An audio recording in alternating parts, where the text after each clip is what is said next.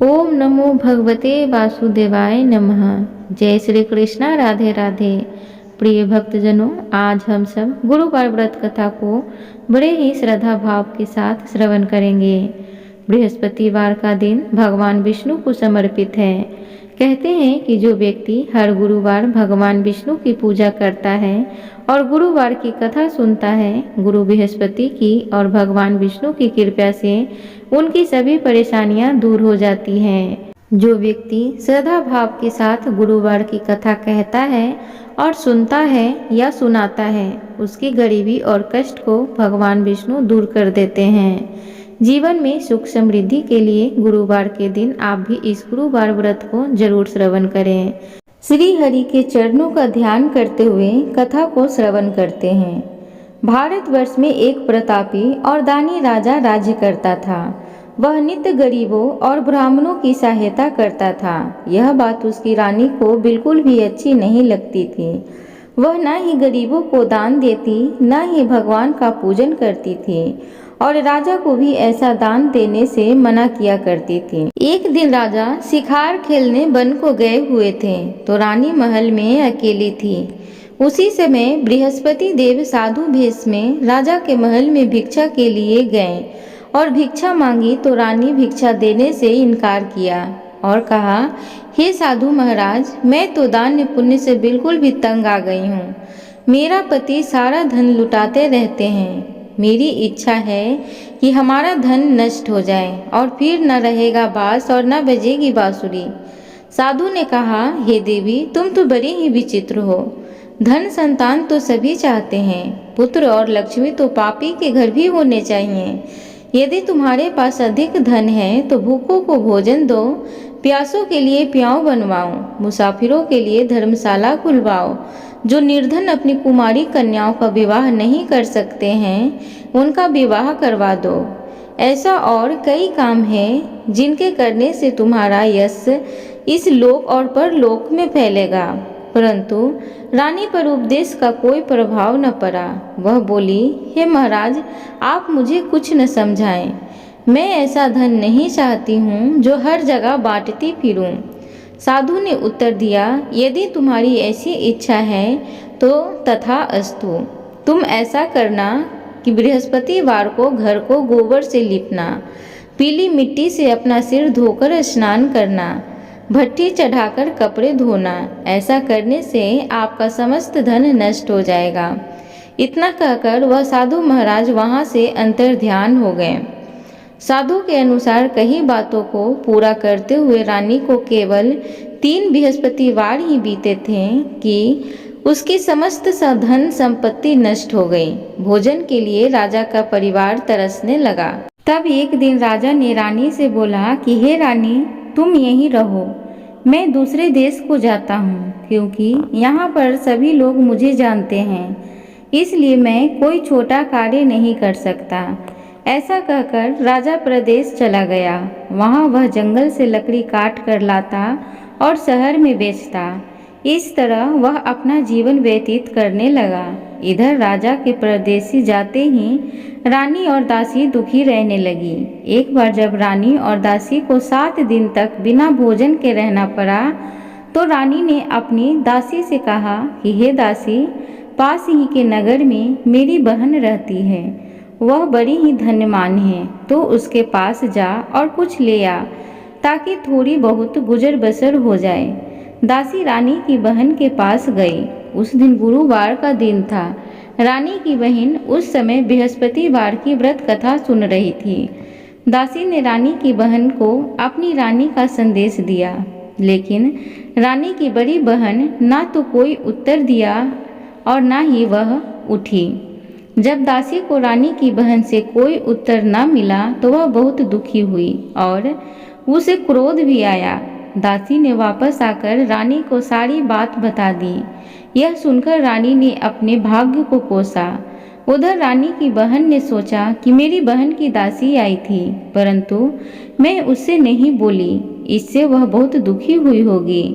कथा सुनकर और पूजन समाप्त करके वह अपनी बहन के घर आई और कहने लगी, हे बहन, मैं बृहस्पतिवार का व्रत कर रही थी तुम्हारी दासी मेरे घर आई थी, परंतु जब तक कथा होती है तब तक तो ना उठते हैं और ना ही बोलते हैं, इसलिए मैं नहीं बोली।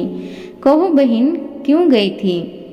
रानी बोली, हे बहन, तुमसे मैं क्या छिपाऊं, हमारे घर में खाने तक का अनाज नहीं था। ऐसा कहते कहते रानी की आंखें भर आईं। उसने दासी समेत पिछले 7 दिनों से भूखे रहने तक की बात अपनी बहन को विस्तार पूर्वक सुना दी। रानी की बहन बोली, देखो बहन, भगवान बृहस्पति देव सबकी मनोकामनाओं को पूर्ण करते हैं। देखो, शायद तुम्हारे घर में अनाज रखा होगा। पहले तो रानी को विश्वास नहीं हुआ, पर बहन के आग्रह करने पर उसने अपनी दासी को अंदर भेजा तो उसे सचमुच अनाज से भरा एक घड़ा मिल गया। यह देखकर दासी को बड़ी हैरानी हुई। दासी रानी से कहने लगी कि हे रानी, जब हमको भोजन नहीं मिलता तो हम व्रत ही तो करते हैं, इसलिए क्यों न इनसे व्रत और कथा की विधि पूछ ली जाए ताकि हम भी व्रत कर सकें। तब रानी ने अपनी बहन से बृहस्पतिवार के व्रत के बारे में पूछा। उसकी बहन ने बताया, बृहस्पतिवार के व्रत में चने की दाल और मुनक्का से विष्णु भगवान का केले की जड़ में पूजन करें तथा दीपक जलाएं, व्रत कथा सुने और पीला भोजन ही करें। इससे बृहस्पति देव प्रसन्न होते हैं। व्रत और पूजन विधि बताकर रानी की बहन अपने घर को लौट गई। 7 दिन बाद जब गुरुवार आया तो रानी और दासी ने व्रत रखा। घुड़साल में जाकर चना और गुड़ ले आई, फिर उससे केले की जड़ में तथा विष्णु भगवान का पूजन किया। अब पीला भोजन कहाँ से आए, इस बात को लेकर दोनों बहुत दुखी थे। चूँकि उन्होंने व्रत रखा था, इसलिए बृहस्पति देव उनसे प्रसन्न थे। इसलिए वे एक साधारण व्यक्ति का रूप धारण करके 2 थालों में सुंदर पीला भोजन दासी को दे गए। भोजन पाकर दासी प्रसन्न हुई और फिर रानी के साथ मिलकर भोजन ग्रहण किया। उसके बाद वे सभी गुरुवार को व्रत और पूजन करने लगे।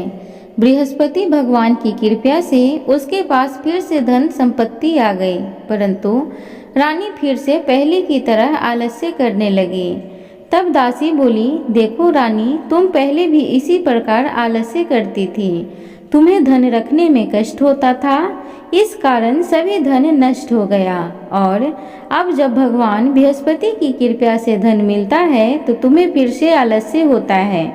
रानी को समझाते हुए दासी कहती है कि बड़ी मुसीबतों के बाद हमने यह धन पाया है, इसलिए हमें दान पुण्य करना चाहिए, भूखे मनुष्यों को भोजन कराना चाहिए और धन को शुभ कार्यों में खर्च करना चाहिए, जिससे तुम्हारे कुल का यश बढ़ेगा, स्वर्ग की प्राप्ति होगी और पितृ प्रसन्न होंगे। दासी की बात मानकर रानी अपना धन शुभ कार्यों में खर्च करने लगी, जिससे पूरे नगर में उसका यश फैलने लगा। उधर एक दिन राजा दुखी होकर जंगल में एक पेड़ के नीचे आसन जमाकर बैठ गया। वह अपनी दशा को याद करके व्याकुल होने लगा। बृहस्पतिवार का दिन था। एकाएक उसने देखा कि निर्जन वन में एक साधु प्रकट हुए। वह साधु भेष में स्वयं बृहस्पति देवता थे। लकड़हारे के सामने आकर बोले, हे लकड़हारे, इस सुनसान जंगल में तू चिंता मगन क्यों बैठा है? लकड़हारे ने दोनों हाथ जोड़कर प्रणाम किया और उत्तर दिया, हे महात्मा जी, आप सब कुछ जानते हैं, मैं क्या कहूँ? यह कहकर रोने लगा और साधु को अपनी आत्मकथा सुनाई। महात्मा जी ने कहा, तुम्हारी स्त्री ने बृहस्पति के दिन बृहस्पति भगवान का निरादर किया है, जिसके कारण रुष्ट होकर उन्होंने तुम्हारी यह दशा कर दी है। अब तुम चिंता को दूर करके मेरे कहने पर चलो तो तुम्हारे सब कष्ट दूर हो जाएंगे और भगवान पहले से भी अधिक संपत्ति देंगे। तुम बृहस्पति के दिन कथा किया करो। 2 पैसे के चने मुनक्का लाकर उसका प्रसाद बनाओ और शुद्ध जल से लोटे में शक्कर मिलाकर अमृत तैयार करो। कथा के पश्चात अपने सारे परिवार और सुनने वाले प्रेमियों में अमृत व प्रसाद बांटकर आप भी ग्रहण करो। ऐसा करने से भगवान तुम्हारी सब मनोकामनाएं पूरी करेंगे। साधु के ऐसा वचन सुनकर लकड़हारा बोला कि हे प्रभु, मुझे लकड़ी बेचकर इतना पैसा नहीं मिलता। जिससे भोजन के उपरांत कुछ बचा सकूं। मैंने रात्रि में अपनी स्त्री को व्याकुल देखा है। मेरे पास कुछ भी नहीं है जिससे मैं उसकी खबर मांग सकूं। साधु ने कहा, हे लकड़हारे, तुम किसी बात की चिंता मत करो। बृहस्पति के दिन तुम रोजाना की तरह लकड़ियां लेकर शहर को जाओ।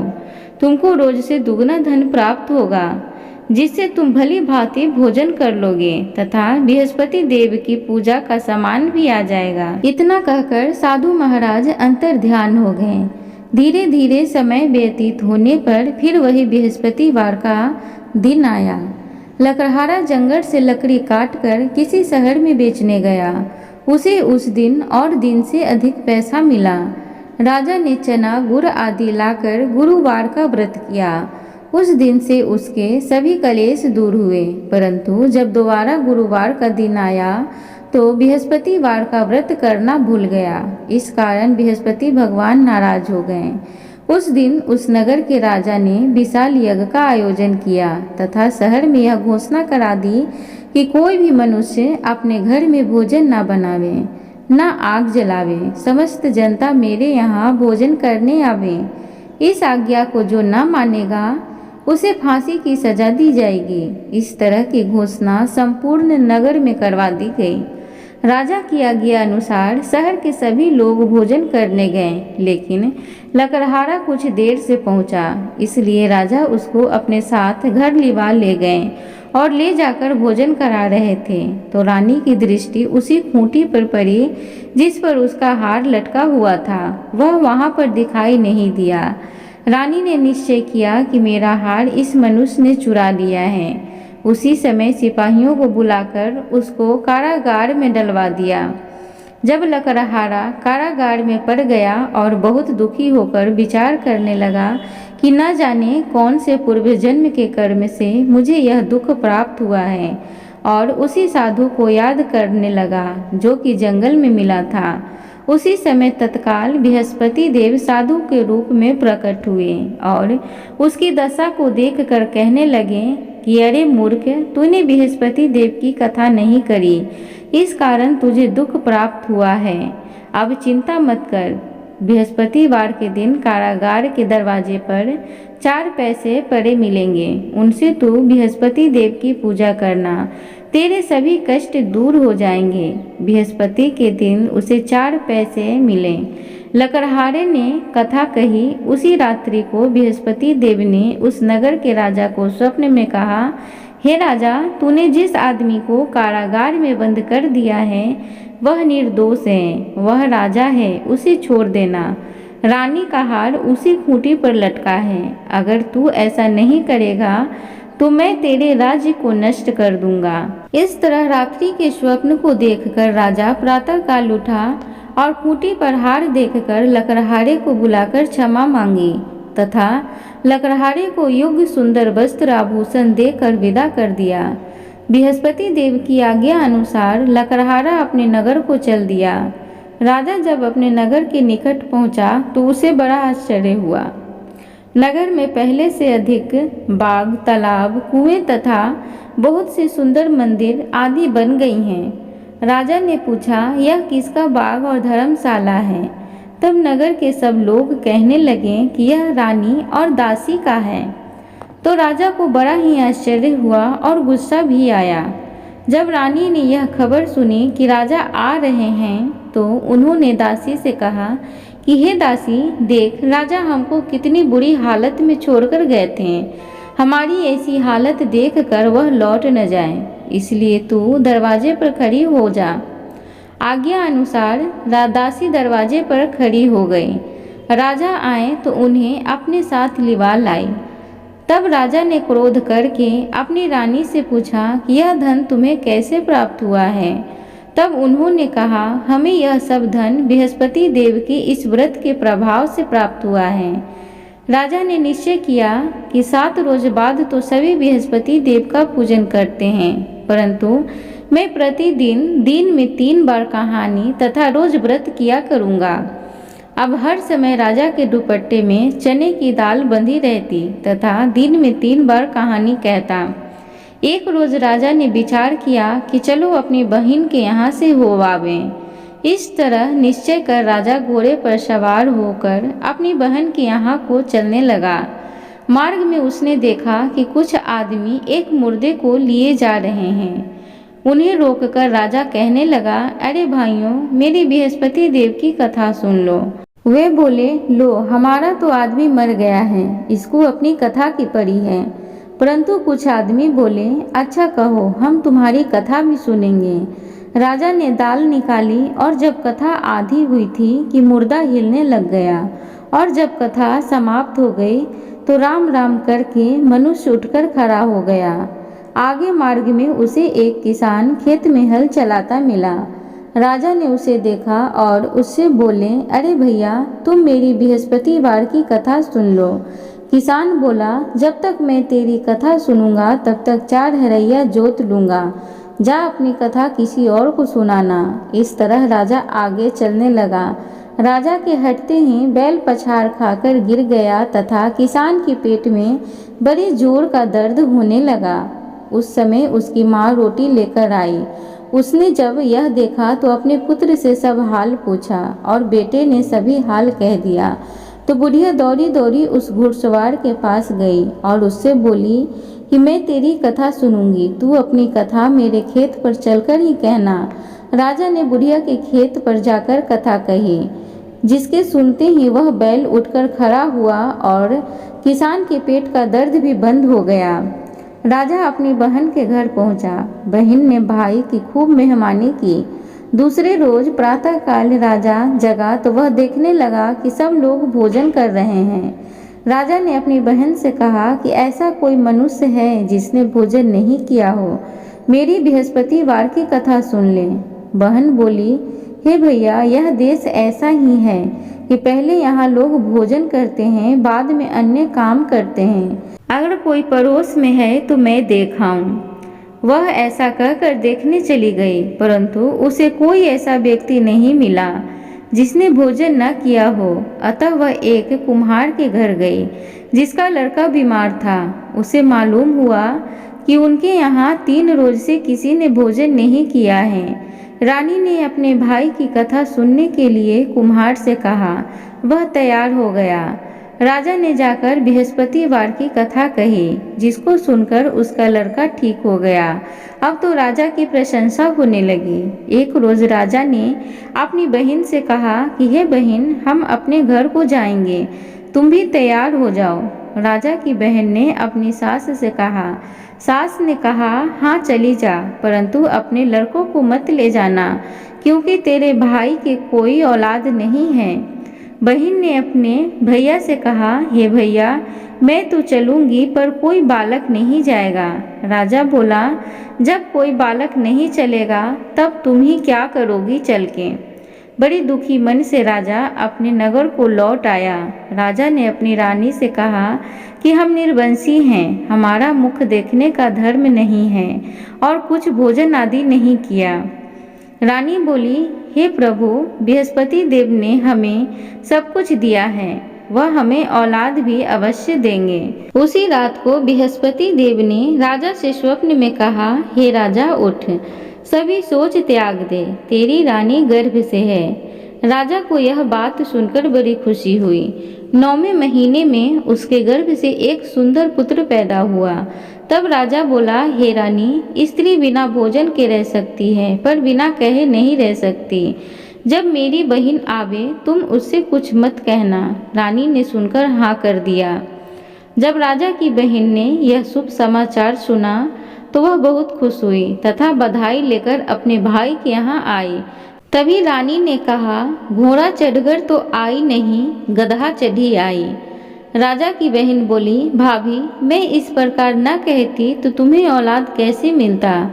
बृहस्पति देव ऐसे ही हैं, जैसे जिसके मन में कामनाएं हैं सभी को पूर्ण करते हैं। जो सद्भावना पूर्वक बृहस्पतिवार का व्रत करता है एवं कथा पढ़ता है अथवा सुनता है और दूसरों को सुनाता है, बृहस्पति देव उसकी सभी मनोकामनाएं पूर्ण करते हैं। भगवान बृहस्पति देव उसकी सदैव रक्षा करते हैं। संसार में जो मनुष्य सद्भावना से भगवान जी की पूजन व व्रत सच्चे हृदय से करते हैं तो उनकी सभी मनोकामनाएं पूर्ण करते हैं।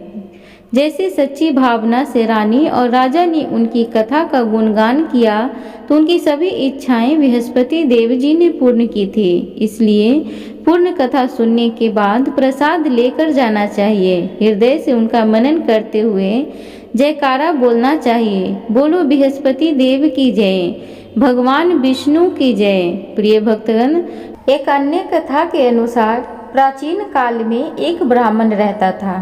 वह बहुत निर्धन था, उसके कोई संतान नहीं थी। उसकी स्त्री बहुत मलिनता के साथ रहा करती थी। वह स्नान न करती, किसी देवता का पूजन भी नहीं करती। इससे ब्राह्मण देवता बड़े दुखी थे।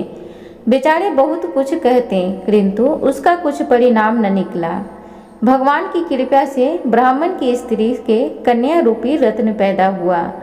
कन्या बड़ी होने पर प्रातः स्नान करके विष्णु भगवान का जाप व बृहस्पतिवार का व्रत करने लगी।